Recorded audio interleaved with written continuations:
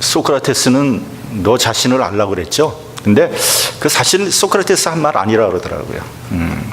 어쨌든 우리가 그래도 비교적 정확히 다른 사람에 대해서는 잘 알고 있습니다. 다른 사람에 대해서 나름대로 분석하고 또 재단을 하면서 날카롭게 평가하죠. 그러나 정작 자기 자신에 대해서는 잘 모르고 있습니다. 어떤 목사님이 최근에 이런 말을 한 적을 제가 들은 게 있습니다.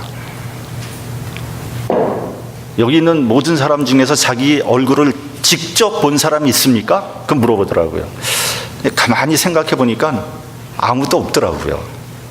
우린 다 거울을 통해서 보잖아요. 자기 얼굴 직접 자기가 볼 수 있는 사람은 없잖아요. 네. 옛날에 거울이 없었을 때는 자기 얼굴이 어떻게 생겼는지 몰랐을 거 아니에요. 그렇죠? 근데 아마 그 사람들은 거울이 없는 시대에 살았던 사람들은 자기 나름대로 자기가 굉장히 괜찮게 생겼으리라고 생각했을 거예요.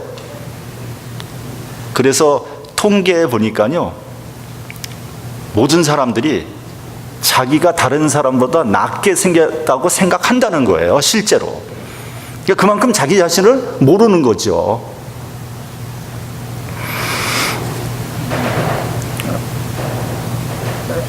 우리는 남의 얼굴을 직접 봅니다. 그래서 남에 대해서는 잘 알 수 있어요.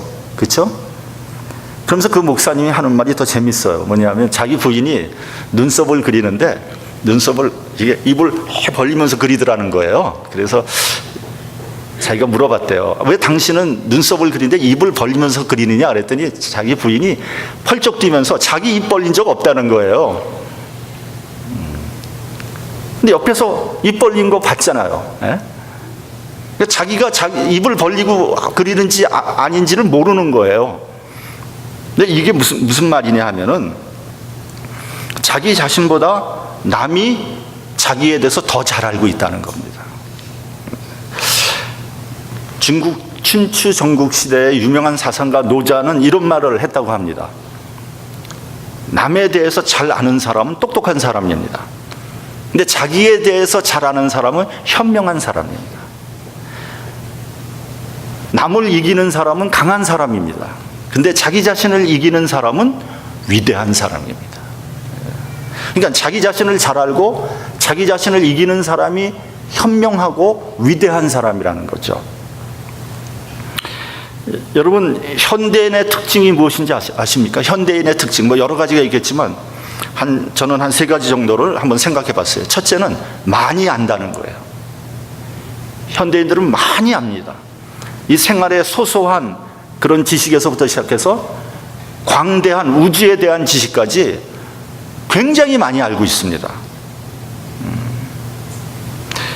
요새는 공부를 많이 한 석사나 박사 뭐 이런 사람들과 학벌이 없는 사람들과 별로 차이가 나지 않아요. 누구나 다 잘 알고 있습니다. 척척 박사입니다. 그렇기 때문에 여러분, 가방끈이 짧다고 무시하면 안 됩니다. 그분이 당신보다 더 많이 알고 있을지도 몰라요. 근데 어떻게 이런 일이 가능합니까? 이것 때문에 그런 거예요. 스마트폰. 네. 여기서 찾아보면요, 검색해보면 다 나와요. 기가 막힙니다, 여러분.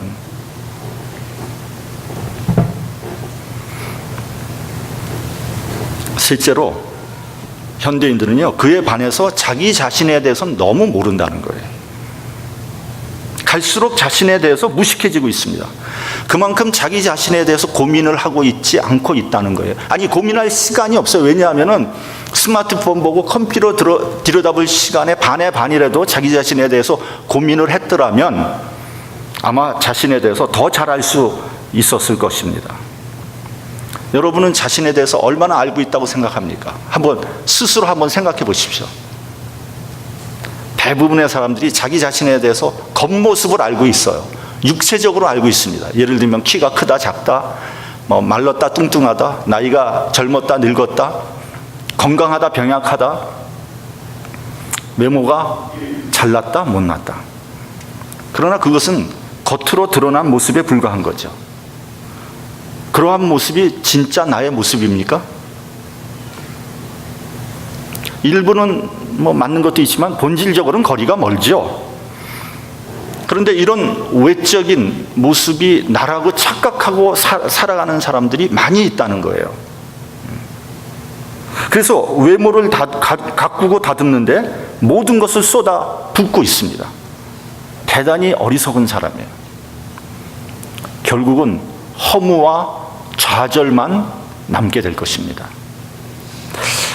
여러분, 우리나라를 성형공화국이라고 부른다고 합니다. 근데 이게 여자들뿐만 아니라 남자들도 요즘에는 얼굴을 많이 뜯어 고친다는 거죠. 그래서 이렇게 얼핏 보면은 잘생긴 것 같아요. 예쁘게 생긴 것 같은데 자세히 보면 되게 어색합니다. 뭔가 어색해요, 뜯어 고친 사람은. 억지로 만들어 놔서 그런지 자세히 보면요, 굉장히 보기 싫습니다. 왜 그러고 다니는지 모르겠어요. 일전에요, TV에서 이 성형이 좀 잘못된 사람을 이렇게 보여줬는데 얼굴이 거의 괴물에 가깝더라고요. 여러분, 가장 아름다운 것이 뭔지 아세요? 가장 자연스러운 겁니다. 억지로 꾸며놓은 모습 금방 실증납니다. 세월의 연륜이 이렇게 묻어나면서 자연스럽게 늙어가는 모습, 그 참 보기 아름답습니다. 그래서 제가 머리 염색 안 하잖아요. 근데 보기 괜찮죠? 많은 사람들이 머리 염색하라 그러는데 그냥 놔두고 있습니다. 자연스럽잖아요. 마태복음을 보면 너희가 염려한다고 키를 한 자나 더할 수 있겠느냐, 이렇게 말씀하고 있습니다. 유대인들은 원래 그 종자가 작습니다. 키가 작았어요. 그래서 이방인들과 비교하면서 컴플렉스를 느꼈던 거죠. 어떻게 하면 키가 커지나 이렇게 고민하고 염려를 했지만 그런다고 키가 자랄 리가 없죠. 그런 쓸데없는 데 신경 쓰지 말고 에너지를 허비하지 말라는 겁니다. 그보다 훨씬 더 중요한 것들이 있다는 거죠. 외모나 육체적인 나보다 더 중요한 것이 있습니다. 그게 뭐냐면 사회적인 나예요. 사회적인 나. 다시 말하면 다른 사람들이 나를 어떻게 평가하고 있느냐, 이런 겁니다. 이 사회에서 나를 어떻게 평가하고 있느냐, 이런 겁니다. 내가 어떻게 평가받고 있는가? 여러분, 이것은 나의 능력이나 나의 지식, 그리고 나의 성품, 나의 품성과 깊은 관계가 있습니다. 사회가 나를 인정해 주면 줄수록, 사회가 나의 능력을 필요로 하면 할수록 나의 사회적인 지위는 올라가게 되어 있습니다. 그렇죠? 여기에서 나를 발견하게 되는 거죠. 그래서 우리는 남에게 인정받기 위해서 무지하게 노력을 하고 있습니다. 우리는 어려서부터 열심히 공부를 하고 있어요. 왜요? 인정받기 위해서 하는 겁니다. 윤리 도덕을 배웁니다. 다른 사람들과 어울려 사는 방법을 배웁니다. 왜요? 인정받기 위해서요.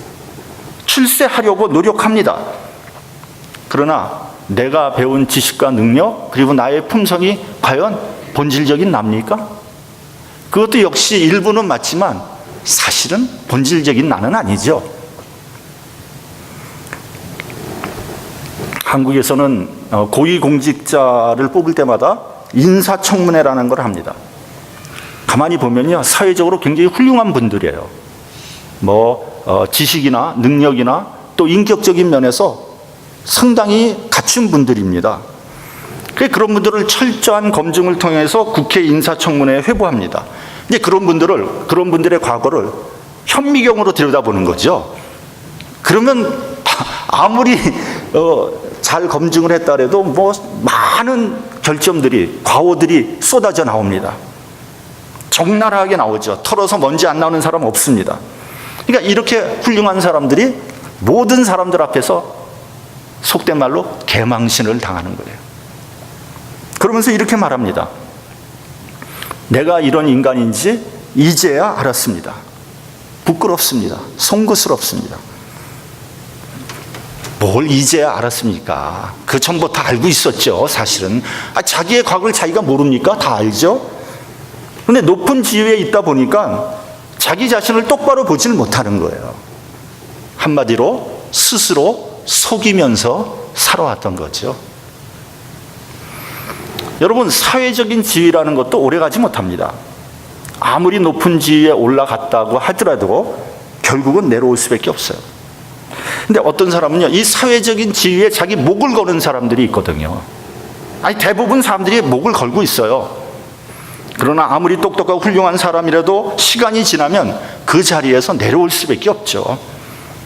정년퇴직을 하고 난 다음에 허탈감과 무료함 때문에 우울증에 걸립니다. 심지어는 어떤 사람은요, 거의 폐인이 되다시피 하고 있다가 나중엔 시름시름 앓다가 죽는 사람들도 많이 있습니다. 이런 사람은요, 사회적인 내가 진짜 난지를 알고 있었던 사람이에요.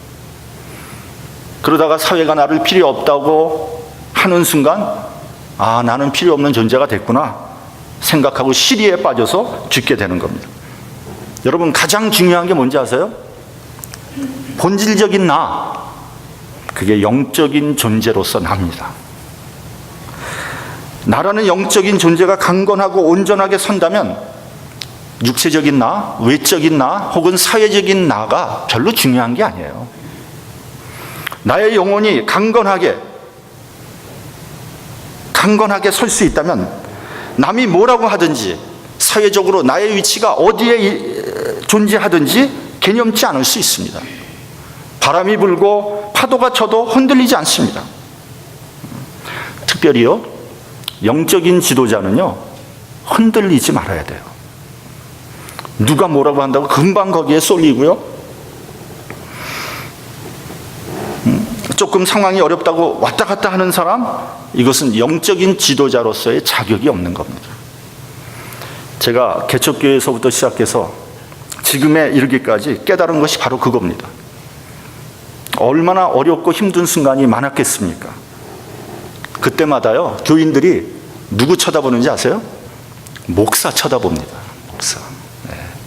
바람이 밀고 흔들고 어려운 순간에 하나님 쳐다보는 게 아니라요, 목사 쳐다보는 거예요.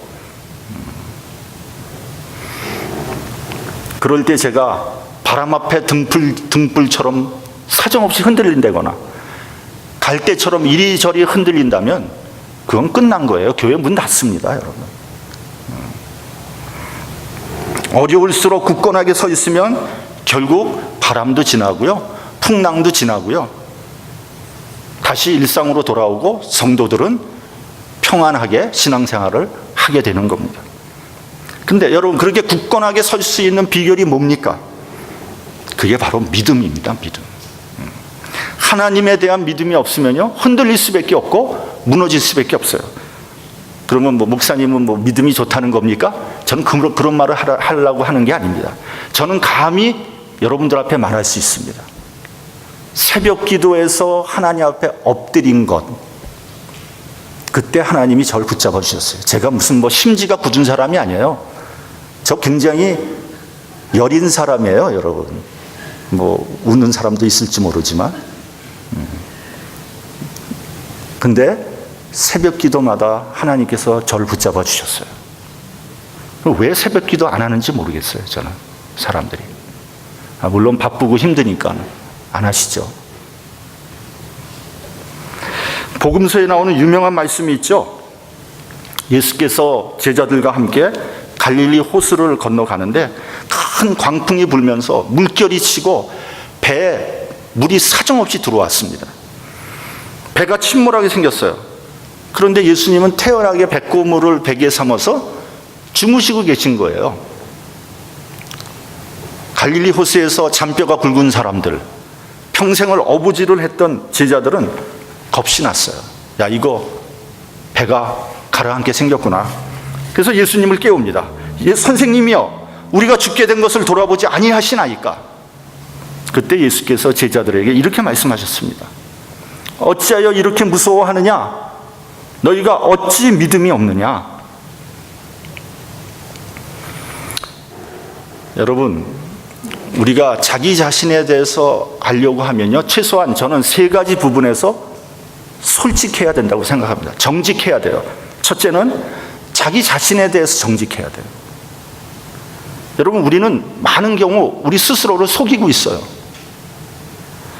뭐 그런 말 있죠. 남을 속이려면 자기부터 속여야 된다. 뭐 그래서 그런지 자기가 속이고 있는 사실조차도 모르고 있어요. 그러니까 거짓으로 꾸며진 자신의 그 모습, 그것을 자신의 참모습으로 알고 있다가 어느 순간 그 거짓이 백일하에 드러나는 순간 요즘 말로 멘붕에 빠지죠. 당황하게 되는 거죠. 아까 말씀드린 것과 같이 고위공직자 후보자가 내가 이렇게 비루한 인간인지 이제야 알았습니다. 이게 무슨 말이에요? 여태까지 자신을 속이면서 살아왔다는 거 아닙니까? 그래 가지고서야 어떻게 자신을 알 수 있겠습니까? 이게 뭐 그 사람만의 문제입니까? 우리도 마찬가지 아닙니까? 우리의 장점, 단점, 우리가 잘못한 것, 우리가 잘한 것, 이런 것들이 모두 다 합쳐져서 우리가 다 그걸 인정해야 돼요. 그런 것이 합해서 나라는 존재가 형성되는 거 아니겠습니까? 둘째는요, 남에 대해서 정직해야 됩니다. 우리가 다른 사람이 실수하거나 범죄할 때 나도 그럴 수 있는 사람이라고 인정해야 됩니다. 근데 성경을 보면 바리새인과 서기관들 어떻게 했습니까? 남이 범죄하고 남이 실수하면 날카롭게 비판하고 정죄했잖아요. 마치 자기는 다른 사람인 것처럼. 내가 남과 다른 사람이라고 생각하면 안 돼요. 남을 존중할 줄 알아야 돼요. 우월의식, 특권의식 우리 버려야 합니다. 물론 지식의 정도나 사회적인 위치의 정도가 차이가 날 수가 있어요. 그러나 누구나 인간 그 본질적인 면으로 들어가면요, 다 비슷하다는 것을 인정해야 됩니다. 갈라디아서 6장 1절을 보면요, 형제들아, 이 사람이 만일 무슨 범죄한 일이 드러나거든 신령한 너희는 온유한 심령으로 그러한 자를 바로잡고 내 자신을 돌아보아 너도 시험을 받을까 두려워하라. 그러니까 다른 사람이 잘못한 것, 그것을 우리가 보면서 내 자신을 돌아보라는 거예요. 그럴 때 나 자신을 제대로 평가할 수 있게 되는 겁니다. 셋째는 우리가 하나님 앞에 정직해야 됩니다. 하나님의 공의로움과 나의 죄인됨을 인정해야 됩니다. 은혜 안에 있는 나를 발견해야 됩니다. 코람데오, 라틴어로 코람데오라 그러지 않습니까? 거룩한 하나님 앞에 정직하게 자신의 모습을 드러내야 되는 겁니다. 우리가 언제 그렇게 합니까? 보통 우리가 언제 그렇게 하죠? 기도할 때 그런 거 아니겠습니까? 우리가 최소한 기도할 때는 하나님 앞에 우리가 정직하잖아요. 그런 모습으로 우리가 하나님 앞에 서야 된다는 거죠. 사무엘하 9장을 보면요, 무비보셋이라는 사람의 이야기가 나옵니다. 저는 무비보셋의 스토리를 볼 때마다 하나님 앞에 서 있는 우리의 모습과 묘하게 오버랩되는 그런 것을 느끼곤 합니다. 무비보셋은 사울 왕의 손자였고요, 요나단의 유일하게 남은 혈육이었습니다. 그는 두 다리를 쓸 수 없는 쩔룩발이 장애인이었습니다. 정권이 바뀌고 난 다음에 그는 숨조차 쉴 수 없는 그런 딱한 처지에 몰리게 됐어요. 그러나 다윗은 자신의 친구였던 요나단을 생각해서 무비보셋을 자신의 곁으로 불러들이고 귀하게 대접을 합니다. 그리고 그의 할아버지 사울의 모든 재산을 그에게 줍니다. 사울은 평생 다윗을 죽이려고 했던 원수예요. 그럼에도 불구하고 다윗은 사울의 손자 무비보셋에게 은혜를 베풉니다. 한번 생각해 보십시오. 무비보셋의 입장에서 생각하면 굉장히 복잡한 일이에요. 할아버지 사울을 생각하면 다윗은 원수죠. 근데 아버지 요나단을 생각하면 둘도 없는 친구예요. 자기 자신을 생각하면 쩔뚝발이, 장애인이요, 숨어 살아야 하는 아무 쓸모없는 존재예요.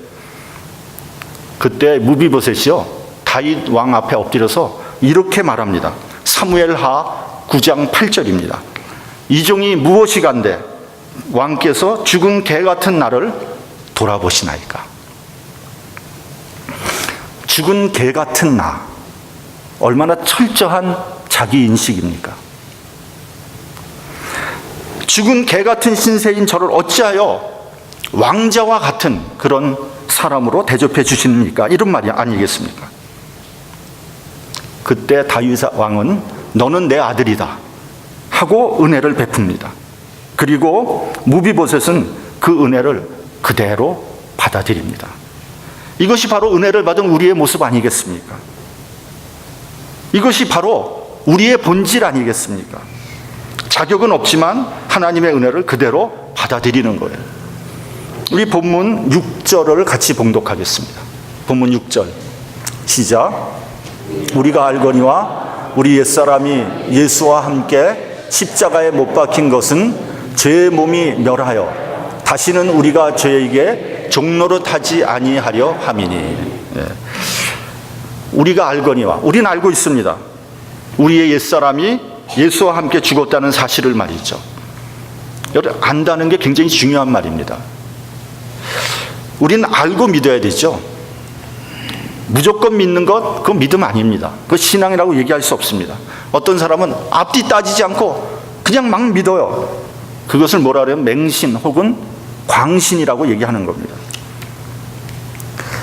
우리 예수 믿는 사람들은요, 좀 따져가면서 믿어야 된다고 생각을 합니다. 우리는 이슬람을 믿는 사람처럼 무조건적으로, 무비판적으로 받아들이지 않습니다.